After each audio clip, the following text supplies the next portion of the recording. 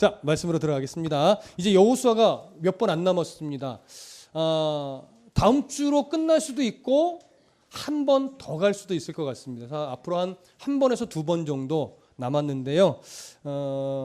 여호수아를 마치고 이제 사사기로 들어갈 테니까 또 사사기도 계속해서 읽어주시면 고맙겠습니다. 자, 이제 여호수아는 매우 나이가 많아서 늙었습니다. 곧 죽을 날이 가까웠구나, 얼마 남지 않았구나, 지금 여호수아가 스스로 느끼고 있습니다.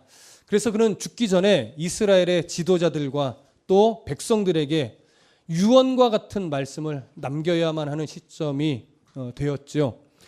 여호수아 23장은 그렇게 지도자급에 해당하는 자들을 불러 모아서 하는 권면입니다. 마지막 유언이죠. 그다음에 24장은 백성 전체를 불러 모아놓고 또 전하는 마지막 고별 설교 권면입니다. 여호수아의 고별 설교가 참으로 중요한 이유는 이미 이때가 가나안 전체를 거의 정복한 시기이기 때문에 그렇습니다. 아직 정착을 하며 모든 거민들을 쫓아낸 시기는 아니지만 거의 기득권을 다 차지한 상태예요. 그래서 가나안 거민들이 감히 이스라엘 백성을 대적하여 싸울 엄두조차 내지 못하고 있던 그런 시기였던 것입니다. 이스라엘은 여호수아와 함께 가나안을 건너오면서 은연중에 그들의 목적은 늘 뭐가 되어 왔냐면 이 땅을 정복하는 거였어요. 왕들을 죽이는 거였고 주력 부대들을 격파하는 것이었습니다. 그래서 가나안 전체를 돌아다니면서 중요한 도성의 왕들과 주력 부대들을 다 격파하는 것을 목적으로 삼고 지금 끊임없이 싸워왔는데 몇 년 정도를 싸웠다고 우리가 싸웠다고 봤죠? 그렇죠. 대략 7년 정도를 싸워왔다고 보았습니다. 그렇게 7년의 전쟁이 마친 이후에 이스라엘은 어쩌면 어떤 마음에 사로잡힐 위험성이 있냐면 이제는 끝났다. 이제는 끝났다. 이 지긋지긋한 전쟁도 끝났다 하면서 가나안 땅에 들여보내신 본래 하나님의 의도와 목적을 잊어버리고, 아직 그 목적은 끝나지 않았는데 그 목적을 잊어버리고 그냥 안주하게 돼. 그럴 위험성이 있는 시기에 닥친 거예요. 그렇기 때문에 여호수아는 이스라엘이 아직 남아있는 전쟁, 구체적으로는 이스라엘이 지파별로 남아있는 가나안의 거민들을 다 쫓아내거나 죽이고 산당을 부수고 우상들을 찍어버리는 이 싸움을 해야 해요. 근데 그 싸움은 다른 시각으로 보면 무슨 말일까요? 그 땅에 하나님의 통치가 완전하게 세워지는 땅으로 만들어 가는 것이죠. 그 목적이 아직 남아있단 말이죠. 근데 그 목적이 아직 남아있음에도 불구하고 여호수아는 뭘 걱정하냐면 하나님이 주신 이 본래의 목적을 잊어버리고 이 땅에 안주하면서 그들과 가까이 지냄으로 말미암아 아예 하나님을 잊어버리고 오히려 우상과 더 가까이 지내는 어리석은 민족이 될 것을 염려하고 있는 겁니다. 그래서 오늘 이 마지막 여호수아의 당부는 매우 중요한 본문이라고 할 수 있는 것이죠. 자, 1절을 좀 다 같이 읽어보겠습니다. 1절, 23장 1절 시작. 여호와께서 주위의 모든 원수들로부터 이스라엘을 쉬게 하신 지 오랜 후에 여호수아가 나이 많아 늙었는지라. 자, 주위의 모든 원수들로부터 이스라엘을 쉬게 하셨다라고 하는 것은 가나안의 남은 거민들이 이제는 감히 이스라엘을 대적하여 싸울 용기를 전혀 못 내고 있었다는 얘기예요. 그렇게 해서 그런 차원을 지금 성경은 안식했다라고 표현하는 겁니다. 완전히 모든 전쟁이 끝났다, 종식됐다 이걸 말하는 건 아니에요. 전쟁을 잠시 하나님 쉬게 하셨어요. 쉬게 하신 지 오랜 후에 얼마 동안의 기간을 말하는 걸까요?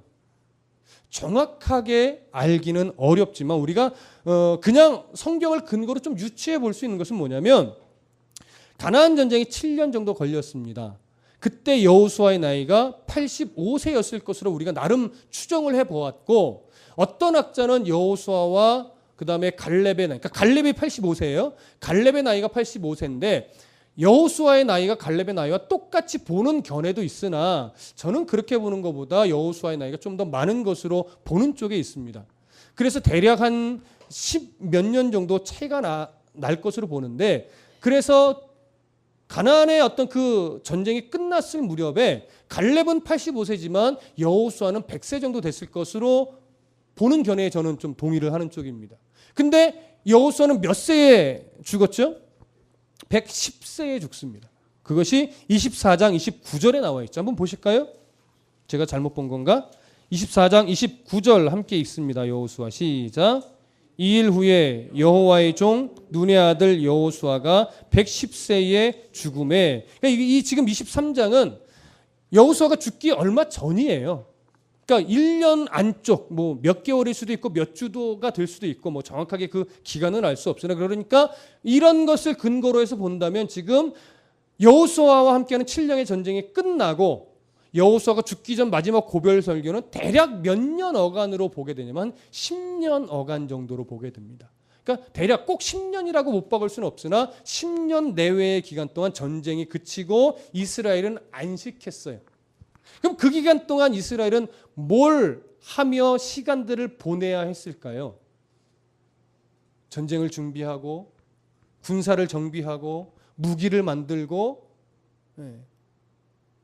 어쩌면 그래야 됐을 것 같아요. 그러나 그런 걸 하지 않고 오히려 이스라엘은 더 하나님 말씀 앞에 무릎을 꿇고 자신들이 이 땅에 들어온 이유와 목적에 대해서 후세대들을 더 가르치고, 하나님의 이제 사인이 있기까지, 이제 지파별로 싸워라 하실 때까지, 아니 어쩌면 하나님 우리가 언제 싸워야 될까요? 물으면서 시작해야 될 때, 그게 사실은 더 빨랐을 수도 있고 더 늦어졌어야 할 수도 있으나, 어쨌든 성경은 오늘 지금 그 시기에 대해서는 언급을 하지 않고 안식을 주셨다 이렇게 말하고 있는 겁니다. 그러니까 그 기간 동안은 스스로를 하나님 앞에 뭐예요? 점검하며 훈련시키며 기다려가야 돼요. 이 땅에 하나님 보내신 이유와 목적을 더 되새기며 또 후세대들에게 가르치며, 그렇게 한 10년 정도를 보냈어야만 하는 시기인 거죠. 자, 그들이 어떻게 보내는지는 잘 모르겠습니다. 그러나 여호수아는 어떻게 보내는지는 모르겠으나 지금 그 부분을 이제 강조하기 시작합니다. 자, 2절을 좀 다 같이 읽어볼게요. 함께 읽습니다. 2절 시작. 여호수아가 온 이스라엘 곧 그들의 장로들과 수령들과 재판장들과 관리들을 불러다가 그들에게 이르되 나는 나이 많아 늙었도다. 죽을 날이 가까워졌다는 사실을 인식한 여호수아는 먼저 누구를 부르는 거예요? 이스라엘의 지도자급에 해당하는 사람들을 다 불러 모은 겁니다. 그리고 그들에게 이제 아주 중요한 권면을 오늘 먼저 할 겁니다. 자, 지도자들을 먼저 불러서 권면해야만 하는 이유는 무엇일까요? 기본적으로 상식적으로 우리가 다 알 수 있는 것은, 지도자가 잘못되면, 지도자가 변질되면, 지도자가 목적을 상실해버리면 무슨 결과가 생겨요? 이스라엘 전체가 망가집니다. 목사는 계급적으로 절대 교회 위에 있는 자는 아닙니다. 그저 목사는 말씀을 맡은 자로서 말씀을 바르게 전하고 또 전한 그대로 살아가려고 몸부림치는 본을 보이면 되는 한 파트, 그냥 리더 정도? 그 정도의 역할이에요, 사실은. 그럼에도 불구하고 목사는 말씀을 맡은 자이기 때문에 목사가 변질되고 왜곡되고 잘못된 방향으로 흘러가면 그 교회 성도들이 정말 건강한 신앙을 갖기는 참 어렵습니다.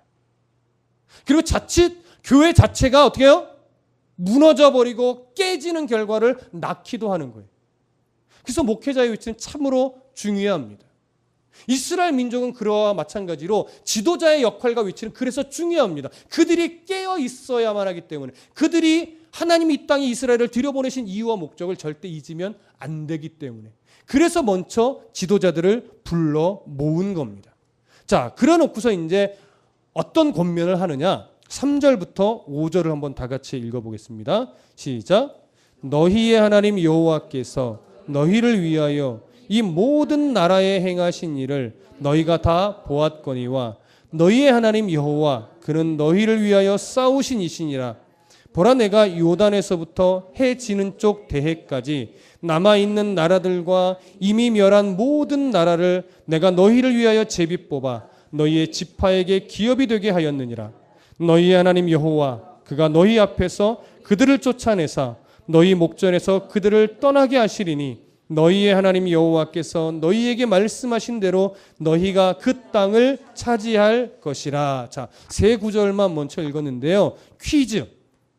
너희라는 단어가 몇 번 나왔을까요? 세 절 속에 너희라는 표현이 몇 번 기록되어 있습니까? 바로 안 나오네요. 13번. 한번 헤아려 보세요. 13번이나 사용되어 있습니다. 그러면 13번 중에 너희를 위하여라는 표현은 몇 번 나왔을까요? 각 절에 한 번씩 3번 나옵니다. 그러면 너희의 하나님 또는 너희의 하나님 여호와 뭐 똑같은 표현이라 생각하고 너희의 하나님이라는 표현은 몇 번 나왔을까요? 한 번? 4번 나오지요. 네, 4번. 잘 찾아보십시오. 3절, 4절, 5절 이 3절 안에서 너희의 하나님이라는 표현은 4번 등장을 합니다. 자, 이 얘기는 뭐냐면 지금까지 이제 이스라엘이 애굽에서 탈출하여 광야의 40년의 세월을 견디어내고 또 요단강을 건너서 가나안에 들어와서 여리고 전쟁을 선두로 하여서 시작으로 해서 7년 동안 가나안의 곳곳의 도성의 왕들과 주력 부대들 격파하는 싸움을 해내기까지 누가 일하셨다? 너희의 하나님 여호와께서 누구를 위하여? 너희를 위하여 일하셔서 승리를 주셨다라고 하는 것을 여기서 지금 강조의 강조를 거듭하고 있는 겁니다. 그렇기 때문에 가나안 땅은 지금 이스라엘이 잘해서 얻은 땅인가요? 아니면 하나님께서 잘 싸워주신 덕분에 얻은 땅인가요? 그렇죠? 하나님이 잘 싸워주셨기 때문에 얻은 땅입니다. 사람의 노력은 절대 이 안에 들어가지 않습니다. 다만 사람의 노력을 하나님이 사용해 주신 것뿐입니다. 그렇기 때문에 이제 5절 끝머리에 보면 이런 표현을 하고 있어요. 여호와께서 너희에게 말씀하신 대로 너희가 그 땅을 차지할 것이라. 이게 이제 남아있는 내용이죠. 남아있는 전쟁이죠. 이 땅을 차지한다라고 하는 것은 아까 제가 표현해 드린 것처럼 외형적으로는 남은 거민들을 몰아내고 산당을 부수고 불태우고 또 우상들을 격파하는 싸움이지만 그 땅을 차지한다는 것은 조금 더 다른 시각으로 보면 그 땅에 하나님의 온전한 통치가 이루어지고 온전한 통치를 받는 백성들이 살아가는 그러한 땅으로 만들어가라는 거예요. 그러니까 육적인 전쟁도 포함이 되지만 영적인 전쟁의 의미가 더 크죠. 믿음의 싸움을, 하나님의 통치를 받는 믿음의 싸움을 치열하게 해내라는 거예요. 그게 이제 남아있는 전쟁이에요. 그래서 미래 형태로 이미 정복했지만 이제 앞으로 정복해내야 한다라고 하는 거죠. 그 땅을 차지해야 한다라고 하는 것이죠. 그렇기 때문에 3절부터 5절의 내용은 중요합니다. 왜냐하면 이전에 이미 하나님이 승리를 주셨다. 하나님께서 싸워주셨다. 그래서 지금까지 승리해 온 것이다. 이 전제를 깔고 가는 거예요. 이런 하나님이 앞으로도 도와주실 것이니 너희는 좌로나 우로나 흔들리거나 치우치지 말고 이런 하나님을 온전하게 의지해서 그 땅을 하나님의 통치가 온전하게 세워지는 땅으로 분명하게 만들어 가야 된다. 이 얘기를 하는 거죠. 어찌 보면 우리는 예수 그리스도를 믿는 자리까지 나오는데 어떤 사람은 참 힘들었을 겁니다. 어떤 사람은 어릴 때부터 그냥 너무나 자연스럽게 믿음을 갖게 되고 접하게 됐을 겁니다. 그러나 내가 인격적으로 하나님을 나의 구주로 고백하면서 정말 신앙의 그 걸음을 바르게 걷기 시작한 것은 그리 쉬운 일은 분명히 아니었을 겁니다. 그렇게 해서 우리는 믿음을 갖게 됐고 또 은혜를 경험했고 그렇게 인생을 살아왔습니다.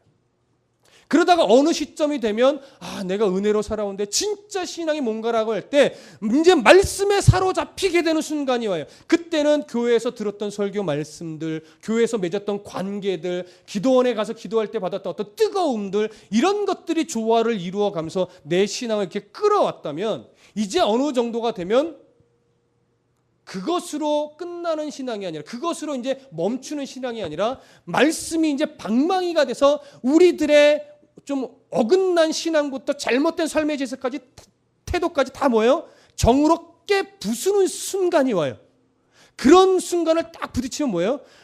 내가 왜 그때 이렇게 신앙생활을 했지? 잘 살아왔는 줄 알았는데 보면 이것도 모난 부분이었고 저것도 모난 부분이었고, 이렇게 모난 부분이 하나둘씩 또 보이는 거예요. 그러면 이제 그 말씀의 방망이로 계속 때려가면서 다듬어 내는 거죠. 그럼 여러분, 말씀의 방망이로 치열하게 나를 다듬어 가면서 가야 되는 목적지는 뭔가요? 그때부터는 이제 진짜 영적인 싸움을 하는 거예요. 그때부터는. 어쩌면 지금 이제 말씀의 어떤 뿌리를 내리기 위해 싸워내는 지금 이 순간순간들이, 우리는 지금 치열한 안식하고 난 후에 다시금 시작해야 되는 영적 싸움의 시기라고도 감히 말할 수 있을 겁니다. 우리는 헌금 잘하는 싸움을 하지 않습니다. 우리는 예배 안 빠지는 싸움을 하는 게 아닙니다. 그렇다고 빠져도 된다 뭐 이렇게 너무 쉽게 말하는 건 아닙니다. 그러나 진짜 우리의 싸움은 뭐예요? 말씀의 뿌리를 내린 신앙으로서 그 말씀의 방망이로 나의 모난 부분을 계속 쳐서 다듬어가는 이 영적 싸움, 우리는 치열하게 앞으로 해내야 하는 겁니다. 그래서 하나님 우리에게 계속해서 말씀을 더하여 주는 것입니다. 그 내용을 조금 더 살펴보겠습니다. 이제 6절부터 13절을 우리가 살펴볼 건데, 지금 나오는 6절부터 13절까지의 내용은요, 이스라엘을 향한 이제 여호수아의 간절한 권면의 내용이 구체적으로 제시가 되는데, 6절부터 8절은 첫 번째 권면이라고 할 수 있고 9절부터 13절은 두 번째 권면이라고 이렇게 나누어 볼 수 있습니다. 그러면 첫 번째 권면 부분을 좀 보시죠. 6절부터 8절 함께 읽습니다. 시작. 그러므로 너희는 크게 힘써 모세의 율법책에 기록된 것을 다 지켜 행하라. 그것을 떠나 우로나 좌로나 치우치지 말라. 너희 중에 남아있는 이 민족들 중에 들어가지 말라. 그들의 신들의 이름을 부르지 말라. 그것들을 가리켜 맹세하지 말라. 또 그것을 섬겨 그것들에게 절하지 말라. 오직 너희의 하나님 여호와께 가까이 하기를 오늘까지 행한 것 같이 하라. 이 첫 번째 권면을 한마디로 정리해 보라면 율법을 바르게 지켜 행하라 라고 하는 말씀으로 정리해 볼 수 있을 겁니다. 그러나 조금 구체적으로 말씀을 드린다면, 율법을 근거로 하여, 모세를 통하여 주신 율법을 근거로 하여 반드시 행해야 할 것과 반드시 하지 말아야 할 것에 대해서 지금 여호수아는 권면하고 있는 겁니다. 7절의 내용은 하지 말아야 될 것에 대한 권면일 겁니다. 먼저 6절은 이거죠. 너희는 크게 힘써 모세의 율법책에 기록된 것을 다 지켜 행하라. 이게 이제 꼭 반드시 행하라고 하는 권면이라면, 이제 반드시 하지 말아야 된다라고 하는 권면은 7절부터 나온다라고 할 수 있어요. 첫 번째는 뭐예요? 너희들 중에 남아있는 이 민족들 중에 들어가지 말라. 이건 뭐예요? 가나안의 거민들과 가까이 하지 말라는 거예요. 왜? 아직 그들은 하나님을 대적하고 있는 무리이기 때문에, 우상의 문화를 그대로 갖고 있는 자들이기 때문에, 계속해서 우상 앞에 절을 하고 있는 자들이기 때문에, 성적으로 또한 타락하여 있는 자들이기 때문에 그들과 뭐 하지 말라? 가까이 하지 말라. 그리고 또 무엇을 하지 말라고 해요? 그들의 신들의 이름을 부르지 말라. 여러분, 결국 그들을 가까이 하지 말고 그들의 신들을 가까이 하지 말라라고 하는 것. 이어서 뭐 맹세하지 말라, 그것들을 섬겨 그것들에게 절하지 말라, 뭐 동일한 의미예요. 이것을 모세의 계명과 연결을 시킨다면 결국 몇 계명까지 해당될까요? 10계명 중에 1계명부터 4계명에 해당이 된다고 볼 수 있는 거예요. 뭐는 뭐다 이렇게 굳이 안 하셔도 모든 우상과 관련되어 있는 것들은 가까이 하지 말라라고 하는 거예요. 1계명부터 4계명에 해당한다고 볼 수 있습니다. 주 너의 하나님을 사랑하라. 그리고 우상을 만들지 말라. 우상 앞에 절하지 말라. 아주 중요한 거죠. 아주 기본이 되는 거죠. 자, 그 다음에 8절을 보시면 반드시 해야 하는 내용 중에 또 하나를 끄집어내요. 오직 너희의 하나님 여호와께 가까이 하기를 오늘까지 행한 것 같이 하라. 광야에서부터 여리고의 전쟁까지 하나님은 늘 이스라엘과 함께 하셨고, 이스라엘은 순간순간 삐딱선을 타기는 했으나 그래도 모세와 여호수아로 인하여 하나님을 가까이 하며 승리를 주시는 하나님을 지금까지 뭐 해왔어요? 경험해 왔어요. 그래서 그 하나님을 어떻게 해요? 가까이 하래요. 오늘까지 행한 것처럼.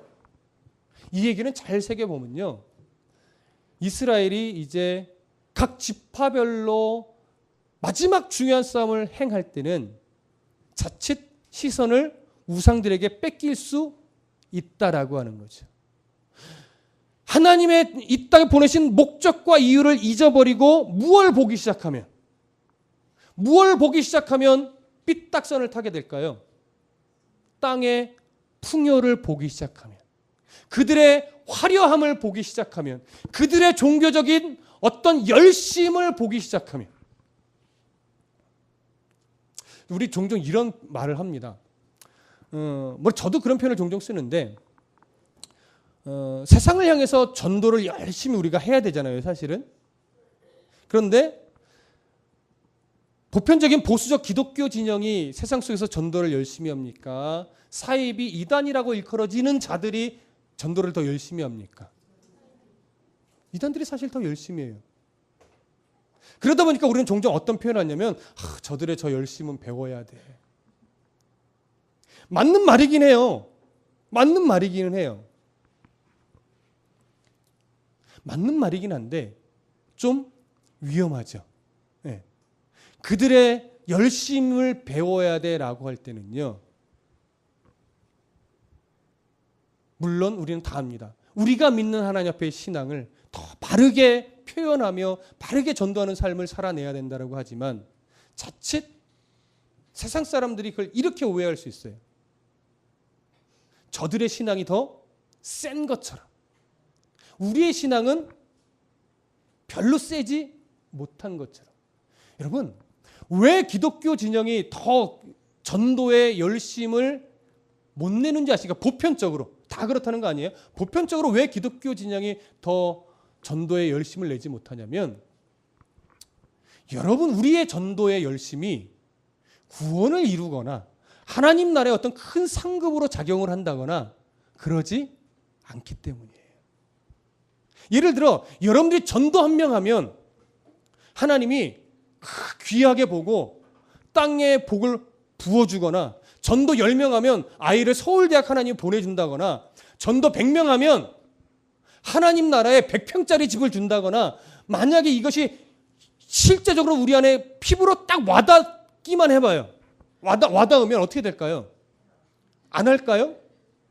안 하면은 하나님이 이제 올리겠죠. 전도 한 명당 100만 원씩 줄게. 근데 예전에 어느 교회에서 전도하면은 한 명당 얼마씩 주는 교회가 있었어요. 그래서 좀 진짜 무리를 일으켰어요. 그래가지고 말이 되냐? 막. 그런데 이단 쪽들은요, 그들의 전도의 열심이 하나님이 주시는 복과 밀접한 관계가 있습니다. 그리고 자기의 구원의 문제에 있어서 어떤 영향을 미쳐요. 그러니까 열심을 안 낼 수가 없지요. 천주교가 왜 복지가 더 조직적으로 잘 돼 있습니까? 많이 한다는 얘기가 아니에요. 조직적으로 왜 사회복지가 더 잘 돼 있습니까? 그들도 신인협력설이라고 하는 그들의 교리 가운데 사람의 어떤 열심과 노력이 구원에 영향을 미칩니다.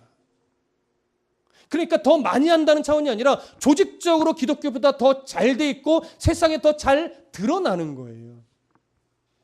그래서 기독교가 더 열심을 못 내는 이유는 뭐냐면, 우리가 전도 많이 한다고 뭐 하나님 나라에 우리가 무슨 크게 상을 받는 거나 그러지 않기 때문에 그래요. 여러분, 하나님 나라에 상급 받으려고 전도하십니까? 그런 분 있지요? 조금 문제가 있습니다. 여러분들의 전도는 여러분들이 열심으로 뭔가 하나님, 내 전도 몇 명 했어요, 이렇게 내세울 만한 게 되지 않습니다. 참으로 죄송하지만. 하나님 나라의 상급은 저는 그렇게 봅니다. 성경에 무엇을 근거로 합니까? 라고 물어보시면 제가 정확하게 대답할 내용은 별로 없는데 하나님 나라의 상급은 영광의 가치입니다.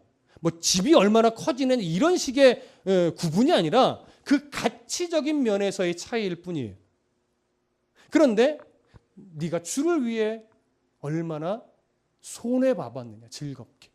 네가 주를 위해 얼마나 낮아져 봤느냐, 주를 위해 얼마나 자존심을 좀 눌러봤느냐, 주를 위해 얼마나 포기해 본 것이 맞느냐.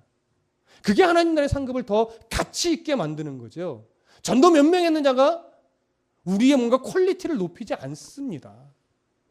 그래서 저는 전도왕 이런 걸 안 합니다. 못하기도 하고. 전도왕이 뭔데요? 그 사람 많이 불러 모으라는 뭐 그런 이벤트적인 요소밖에 사실은 되지 않잖아요. 그거 하기보다 성도답게 잘 사세요. 저는 그 주의입니다. 성도답게 정말 잘 사세요. 우리는 수없이 실수하겠지요. 그러면 내가 왜 이렇게 예수 믿는 자답게 못했지라고 스스로 가슴을 치면서 다시 또 성도답게 살려고 노력하십시오. 그 향기를 바라십시오. 그리고 그 향기를 잘 바라지 못하고 있는 것 때문에 좀 속상해 하십시오. 그게 정말 성도다운 모습입니다. 전 그 모습이 참 좋아요. 저도 가끔 밖에 나가면 아무도 저를 목사로 안 봐줘가지고 내가 정말 목사 같지 않은가 봐. 그렇게 여겨질 때가 있는데 여기 뭐 무슨 집사님이라고 안 써놔도 혹시 집사님 아니세요? 이렇게 그렇게 물어보게 될 만큼 그래서 성도는 위선적이어야 돼요. 내 자존심을 위한 위선이 아니라 하나님 때문에 참아내는 위선이 있죠. 하나님 때 열받는데 좀 누르는 위선. 그런 거룩한 위선이 좀 있어야 돼요. 거기서부터 영적인 싸움이 진행이 되는 거죠. 하나님 원하시는 건 바로 그겁니다. 그 해야 할 것과 하지 말아야 될 것. 성도도 사람이니까 싸울 수밖에 없어요, 목사님. 맞아요. 저 이해해요. 왜 싸웠어요? 진짜 하나님도 벌 받으려고 저 이러지 않아요. 싸울 수 있죠. 화나고 욕도 할 수 있죠. 그러나 분명 그것은 우리의 연약함이지 어쩔 수 없어요는 아니에요. 분명히 우리가 다듬어 가야 할 내용인 거예요. 그건 정죄의 문제가 아니라 함께 싸워 가야 될 내용인 거예요. 누구도 이 부분에 자유롭지 못하기 때문에. 근데 그것을 그냥 이거 어쩔 수 없어. 난 생긴 게 원래 이 모양이야. 라고 치부하고 그냥 그렇게 살아가다 보면 우리는 이방인과 가까이 하는 자가 된단 말이에요. 어느 순간인가 우상에 절하고 있는 자가 되어 있단 말이에요. 나도 모르게. 그러면 하나님과의 거리는 이미 너무 멀리 와버려요. 그럼 다시 되돌아가기가 너무 오래 걸리고 너무 힘들어요. 그런 분들을 종종 봅니다. 그들의 시작이 아예 하나님을 버려서 시작된 것이 아니에요. 하나하나 그냥 타협하고 양보하다 보니까 어느 순간인가 내가 너무 깊이 들어가 있는 거예요. 깊이. 여호수아는 지금 그걸 염려하는 겁니다. 하나를 양보하면 결국 열을 잃어버리게 되는데 그 하나를 양보하지 않도록 지금 권면의 권면을 거듭하는 거예요. 이전에 지나왔던 세월을 봐라. 하나님이 한 번도 너희와의 약속을 어겼던 적이 있더냐. 근데 왜 그 하나님을 신뢰하지 못하고 뭔가 좀 좋아 보이면 거기에 마음을 홀가닥 뺏겨버리냐. 지금 그 얘기를 하고 싶은 거죠. 9절부터 13절 한번 읽어보겠습니다. 9절부터 13절 좀 빨리 나갈게요. 23장 9절부터 13절 시작. 이는 여호와께서 강대한 나라들을 너희의 앞에서 쫓아내셨으므로 오늘까지 너희에게 맞선 자가 하나도 없었느니라. 너희 중 한 사람이 1000명을 쫓으리니 이는 너희의 하나님 여호와가 그가 너희에게 말씀하신 것 같이 너희를 위하여 싸우심이라. 그러므로 스스로 조심하여 너희의 하나님 여호와를 사랑하라. 너희가 만일 돌아서서 너희 중에 남아있는 이 민족들을 가까이하여 더불어 혼인하며 서로 왕래하면 확실히 알라. 너희의 하나님 여호와께서 이 민족들을 너희 목전에서 다시는 쫓아내지 아니하리니 그들이 너희에게 올무가 되며 덫이 되며 너희 옆구리에 채찍이 되며 너희 눈에 가시가 되어서 너희가 마침내 너희의 하나님 여호와께서 너희에게 주신 이 아름다운 땅에서 멸하리라. 자, 바로 이 9절부터 13절이 좀 전에 말씀드린 그 얘기를 하는 거예요. 너희가 그저 너희들이 어떤 순간의 이익 때문에 잠시 하나씩 타협하기 시작하면 뭐예요? 12절 만일 돌아서서 너희 중에 남아있는 이 민족들을 가까이하여 더불어 혼인하면, 그러다가 왕래하면 어떻게 해요? 그게 별거 아닌 것 같지? 그러나 하나님은 말씀하는 거 13절에 확실히 알아라. 너희 하나님 여호와께서 너희에게 이 민족들을 너희 목전에서 다시는 쫓아내지 아니할 테니까 그들이 어떻게 돼요? 너희에게 결국은 울무가 되고 결국은 덫이 되고 너희 옆구리에 채찍이 되고 너희 눈에 가시가 될 거라는 거예요. 나도 모르는 사이에 그런 존재가 될 때까지 이스라엘은 인식하지 못할 거라는 거예요. 분명히 올무가 되고 가시가 되고 채찍이 될 순간이 올 텐데 그 순간이 올 때까지 그들은 이 위험성을 인식하지 못하고 그냥 그들과 가까이 하다 보니까 어느 틈엔가 이미 그들은 뭐가 돼 있어요? 가시가 돼 있어요. 어느 틈엔가 그들은 올무가 돼 있어요. 어느 틈엔가 그들은 채찍이 되어 있어요. 그래서 당부하는 거 하지 말아라. 하지 말아라. 하면 하나님이 그들을 그냥 내버려 둘 거다. 그러면 너희들은 이제 답이 없다. 아주 중요한 말씀입니다. 자, 마지막 14절부터 16절까지 함께 읽습니다. 시작. 보라, 나는 오늘 온 세상이 가는 길로 가려니와 너희의 하나님 여호와께서 너희에게 대하여 말씀하신 이 선한 말씀이 하나도 틀리지 아니하고 다 너희에게 응하여 그 중에 하나도 어김이 없음을 너희 모든 사람은 마음과 뜻으로 아는 바라. 너희 하나님 여호와께서 너희에게 말씀하신 모든 선한 말씀이 너희에게 임한 것 같이 여호와께서 모든 불길한 말씀도 너희에게 임하게 하사 너희의 하나님 여호와께서 너희에게 주신 아름다운 땅에서 너희를 멸절하기까지 하실 것이라. 만일 너희가 너희 하나님 여호와께서 너희에게 명령하신 언약을 범하고 가서 다른 신들을 섬겨 그들에게 절하면 여호와의 진노가 너희에게 미치리니 너희에게 주신 아름다운 땅에서 너희가 속히 멸망하리라 하니라. 간단하게 말씀을 드리겠습니다. 이 구절은 간략하게 딱 이겁니다. 하나님은 한 번도 너희들과 약속한 그 약속을 어기신 적이 없다. 그 말씀대로 다 하나님이 지켜내셨다. 그것이 뭘로 증명된 거예요? 가나안 땅의 승리로 증명된 겁니다.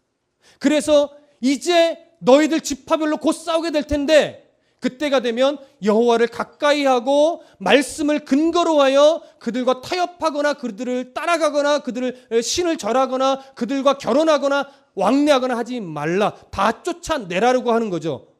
그런데 만약에 이것을 안 지키면 하나님이 말씀하신 대로 너희들을 떠날 건데 떠나게 되면 결국 어느 틈인가 너희들은 그들의 손에 올무 잡히고 채찍이 되고 가시가 돼서 너희들은 분명히 고난의 고난을 당할 수밖에 없을 것이다. 왜냐하면 하나님은 말씀하신 대로 지키시는 분이기 때문이다. 복의 말씀도 약속하신 대로 지키시는 분이고 저주의 말씀도 말씀하신 대로 지키시는 분이기 때문에 너희들이 하나님이 이렇게 될 거야 라고 말하는 저주스러운 말씀을 가볍게 여기고 그들과 교류한다면 너희들은 분명히 이 저주스러운 말씀대로 그들로 인해 채찍을 당하고 가시에 찔리고 올무 잡히는 그런 불행의 역사가 분명히 시작이 될 것이다라고 하는 것이죠. 그러나 지난 날을 돌아보라. 뭐예요? 한 번도 하나님이 너희를 떠난 적이 있는가? 지난 날을 돌아보라. 한 번도 하나님이 너희를 사단에게 빼앗기거나 너희들을 나쁘게 하거나 너희들을 악하게 하나님이 대우하신 적이 있더냐라고 하는 거죠. 여러분 지난 날을 분명히 돌아보십시오. 하나님은 우리에게 정말 신실한 하나님이셨습니다. 우리가 말씀을 변함없이 가까이 하고 하나님의 뜻 그 중심을 두고 살아가려고 몸부림칠 때 하나님은 여전히 변함없이 우리에게 신실하신 하나님이실 겁니다. 근데 우리가 하나님을 떠나고 하나님을 거역하면 하나님은 끝내 우리를 물론 돌이켜 내시겠지만 우리가 방황의 세월, 고난의 세월은 많이 길어질 수도 있다라고 하는 겁니다. 우리는 그 부분을 경각심을 가져야 합니다. 이제는 돌아가면 안 됩니다. 이제는 멀리 돌아가면 안 됩니다. 이제는 이 말씀이 마치 여호수아의 그 유언처럼 오늘 우리들에게 들려지셔야 돼요. 그래, 이제는 또 돌아갈 수 없다. 이제는 이 말씀대로 하나님 말씀을 내 앞에 두고 내가 뒤에서 따라가는 분명한 인생이 되리라. 그 하나님을 내 뒤에 놓고 내가 말씀을 끌고 가는 인생이 되어서는 절대 안 되겠다. 말씀 뒤에 서서 좀 더디 가더라도 말씀 뒤에서 그 말씀이 보여주시는 만큼만 한 걸음씩 차근차근 뒤따라가는 인생이 되기를 오늘 우리가 결심하고 또 결심하여 그렇게 살아내기를 간절히 축복합니다. 기도하겠습니다.